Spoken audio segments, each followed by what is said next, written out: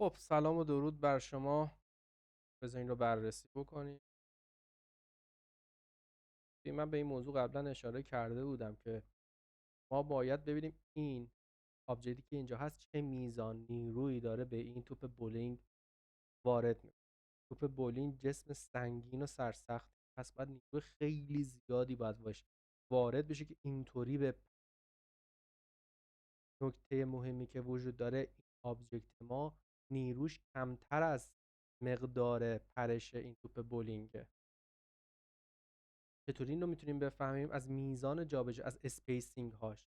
ببینیم چقدر این آبجکت داره قبل از لحظه برخورد میزان اسپیسینگش چقدر بود. میبینی؟ بذار من یه چیز بگیرم.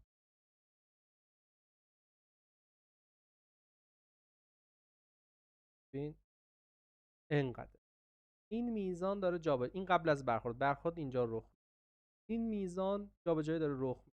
خب پس به نظر من توپ بولینگ اگه قرار جابجا بشه، فرضاً انکر پوینتش اینجا باشه،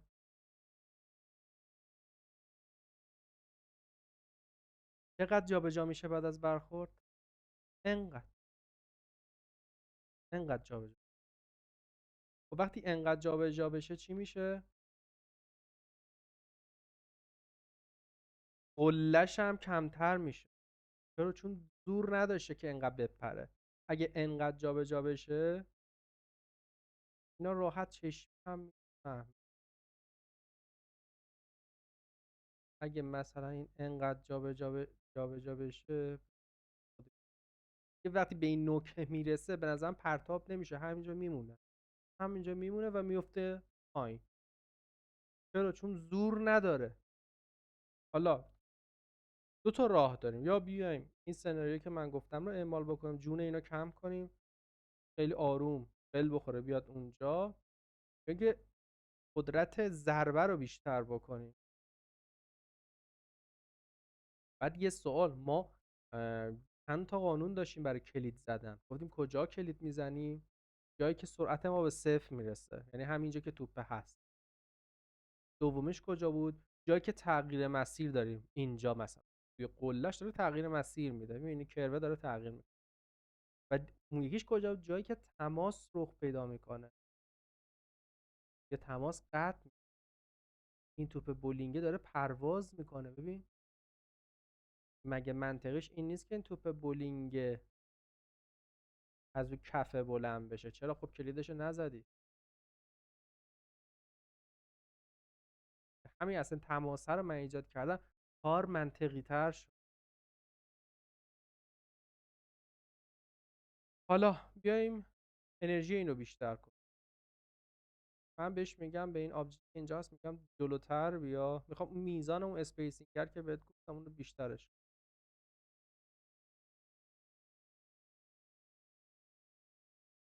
خب الان ببین چقدر داره جابجا میشه. قبل از برخورد این مقدار که با موس نشون میدم داره جابجا میشه. به نظرم بازم نیازه که میزانش بیشتر شه، تایمینگش رو کمتر کردم.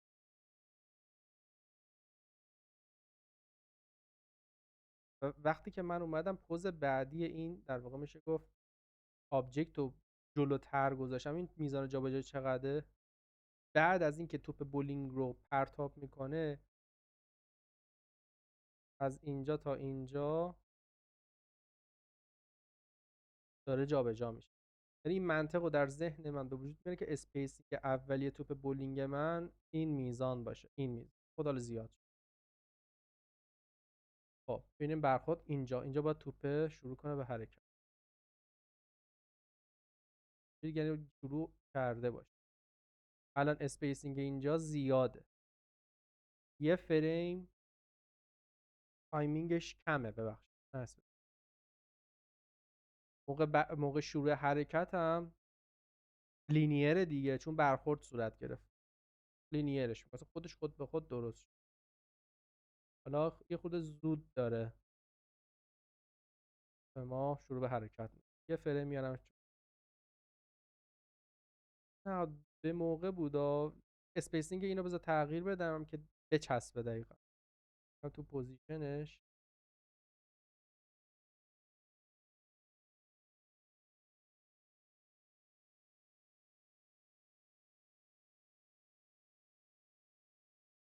خورده چیزشو جابجا میکنه.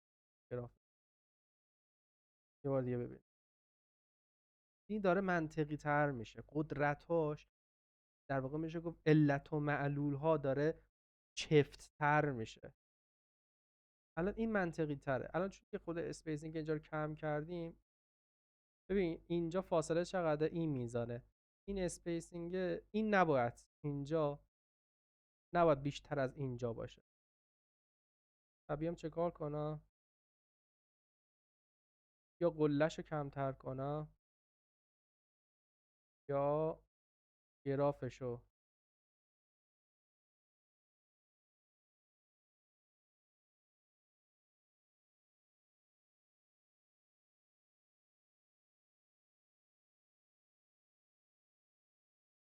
گرافشو دست. الان بهتر شد، حداقل هم اندازه شد. هم اندازه هم نباید باشه حقیقتا، چون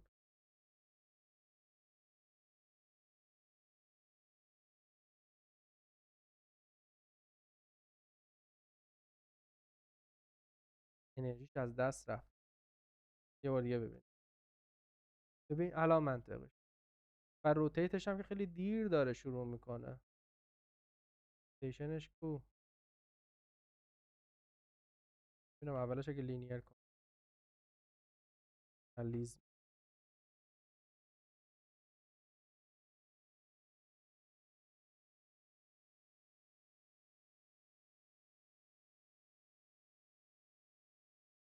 واضحه دیگه دارم چیکار میکنم، نیازی به توضیح نیست.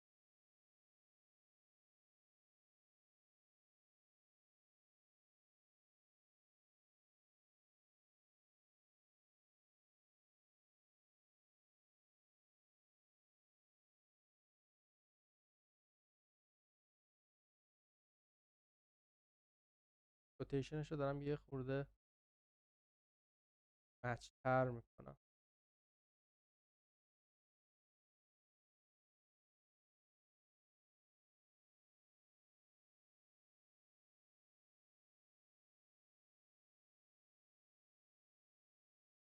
لیز میخوره.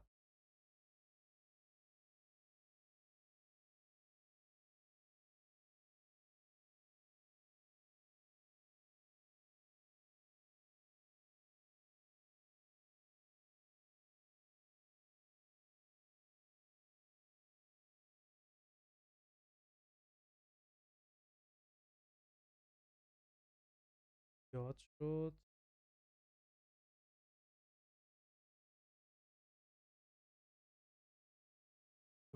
حوصلم هم نمیکشه.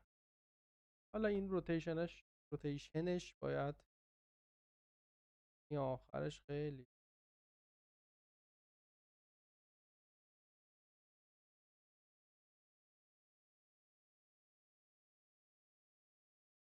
جلوتر هم بردم. اصلا استوپش چیزه گلش الان درست شد. در محور ایکس به ناگهان می ایست. این الان چقدر منطقی تر شد. کلش مثلا زیاده، یعنی به انرژی قبلش نمیخوره. ببینم وای چطوره. وایشو میتونه اگه اوتو بدم.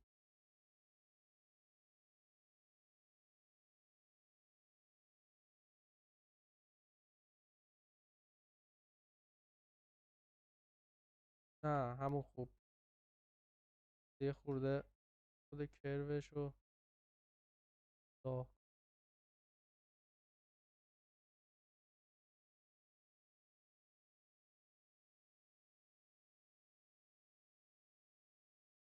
خیلی منطقی تر شد. بازم فکر کنم این آبجکتی یه کوچولو باید سریعتر بشه. خب بریم دومی و ببینیم. مشکل اولی بود. دومی خب مشکلش چیه این؟ بذار اسپیسینگ ها رو بررسی کنیم. ببین اینجا چقدر اسپیسینگ ما کش اومده. این نقاط رو خواهشاً نگاه کن. خیلی از در واقع میشه گفت مشکلات کار شما تو همین اسپیسینگ هاست. دقت نمی‌کنید. ببین چقدر فاصله زیاده، بعد به ناگهان چقدر فاصله کم میشه. بعد بر فرض اینکه انرژی توپ داره گرفته میشه دیگه. خب اگه بر این منطق بریم جلو، اگه بر این منطق بخوایم بریم جلو، اول باید فاصلهش زیاد باشه بعد کم بشه، که من میگم مثلا نه، همون ادامه اسپیسینگ خودش رو بره، این چون برخورد میکنه با زمین. یعنی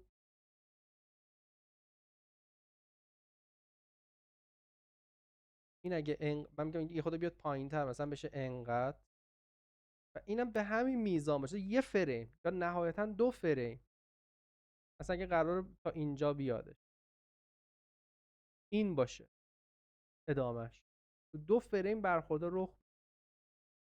پس این مشکل اوله. انگار که این الاکلنگی یا ترازوه خیلی مثلا 10 سال گریسی روغن هیچی بهش نزدن، خیلی صفر شده. حالا میبینی این توپه رو ببین، میزان اسپیسینگش، میبینی همه مشکلا یه جاست. بعد پرتاب انقدر، قبلش چقدر؟ انقدر. خب چجوری از انقدر به انقدر رسید؟ اگه پرتابش انقدره، این باید جوری به نظر برسه که انگار از یه، در واقع میشه گفت تو مرحله قبلیش همچین اسپیسینگی داشته باشه بعد رسیده باشه به این. ولی در صورتی که شما فکر کنم اومدی پرنت، نه پرنت هم نکردی. مهم نیست پرنت کردن یا نکردنش، خواستم شیوه کاری تو ببینم. و ببین این اسپیسینگ ها منطقی نیست، نه روتیشن این، روتیشن این منطقیه، ربطی به اسپیسینگ این نداره. نه حال بیا اصلاحش نداره. خب این میاد به محض اینکه برخورد میکنه چی میشه؟ این الاکلنگه شروع میکنه به چرخیدن. من گفتم تو یه فریم این باید برخورد به کف زمین صورت بگیره. چرا تو یه فریم؟ چون میزان اسپیسینگ این توپ بولینگ ما ایجاب میکنه که بعدیش انقدر باشه، یعنی توپ بولینگ ما اینجا باشه که با موستش میدن، ولی نمیتونه دیگه، یه چیزی صد راهش داره میشه، زمینه. پس تو یه فریم برخورد صورت میگیره. میذارمش اینجا،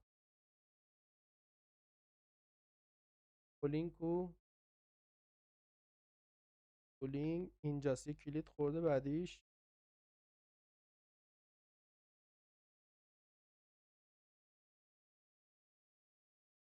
به همین. حالا توپ ما یه فریم میچسبه به این الاکلنگه، یعنی ما یه فریم فرصت داریم که ببینیم این چسبیده، بعدش دیگه جدا میشه. تو این فریم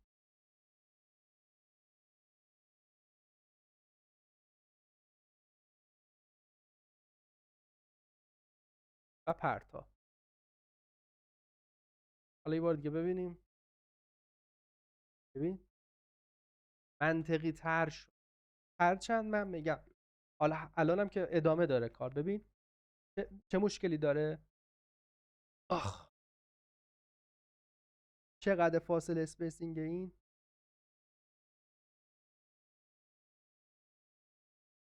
نه خوبه ولی در واقع میشه گفت منطقی که میخواستم مطرح بکنم خوب نبود. تایمینگش کمه، جمله بندی میخوره به هم، یعنی یه خورده این توپه با اغراق خیلی زیادی داره میره بالا. ببین به ناگهانم اسپیسینگش رو ببین داره کم میشه. تایمینگ کمی به این قسمتش اختصاص دادی، باید این در واقع این طرفش و این طرفش تقریبا یکی باشن. من یه فریم میبرم جلو، 2 فریم میبرم. حالا بار دیگه ببین بهتر شد. وقتی یکی باشه در واقع تایمینگ اینجا و اینجا، چپ و راستش یکی باشه تایمینگش، این حس به وجود نمیاد که انگار توپ خودش داره فرمون رو کج میکنه. وقتی یکی نیست این حس به وجود میاد که در واقع خود توپه داره خودش رو متوقف میکنه. و باید این تعادل و بالانسه باشه. دلیل این در واقع تغییر جهت چیه؟ اینه که توپ سرعتش کم میشه.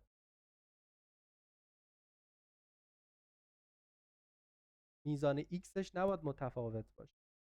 میزان چپ و راستش، تایمینگش نباید متفاوت باشه. میتونه متفاوت باشه، نه انقدر دیگه چشم. پس بازم کمترش میکنیم، بازم این حس به وجود میاد که توپ خودش داره تغییر جهت. هرچند با این قدرتی که توپ بولینگه داره، من اصلا میگم این توپ بیاد بخوره به سقف، یعنی انقدر شدتش زیاده. ولی الان منطقی تر. بعد دوباره چیت، بعد تایمینگ های بعدیش هم کمه. اینا از اینجا به بعد بازم تایمینگاش کمه، توپ سرعتش زیاد میشه. یه فریم میبرم جا. الان درست.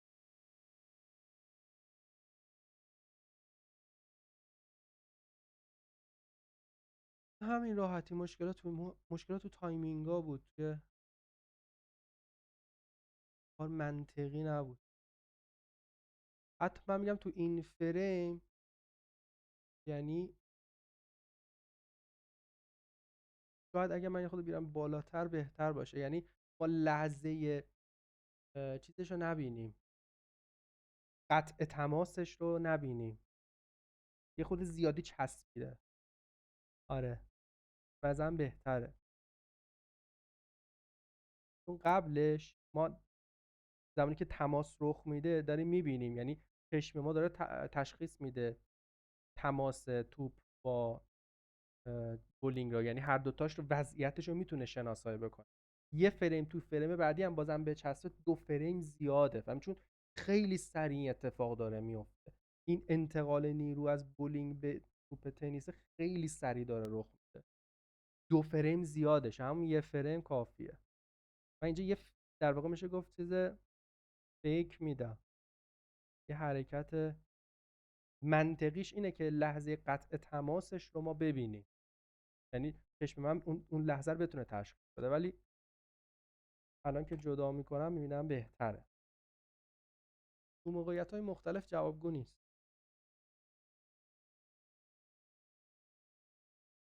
پایین اومدنش یه خود سریعه. اینو اسپیسینگش خیلی متفاوته. مشکلش اینه، ببین فاصله اینو ببین چقدر زیاده. اسپیسینگش یا تایمینگش، ورودش. چقدر چیزشه، ببینم چند فریمه. 1 2 3 4 5 6 7. 1 2 3 4 6 6 7 تا میکنم که دقیقاً با هم یکی. بعد مشکل بعدی اسپیسینگشه، یعنی این بعد یه خود بیاد پایین‌تر تا اسپیسینگ فرودش یه خود شبیه اوج گرفتنش. ایکسش میام چشه دیگه. آها وای حواسم نبود. میام تو وایش و یه خود اغراقش رو هم کردی. عالی. الان در اومد. ولی اگه بخوام یه خود واقعی تر باش برخورد کنم،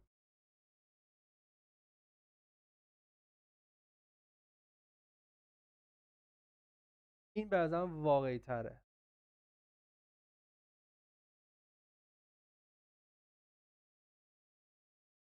و اینو اوتوش میکنم، نمیذارم اینجا توقف. حالا این به نظر من واقعی تره. این اتفاق. موفق و پیروز باشید. خداحافظ.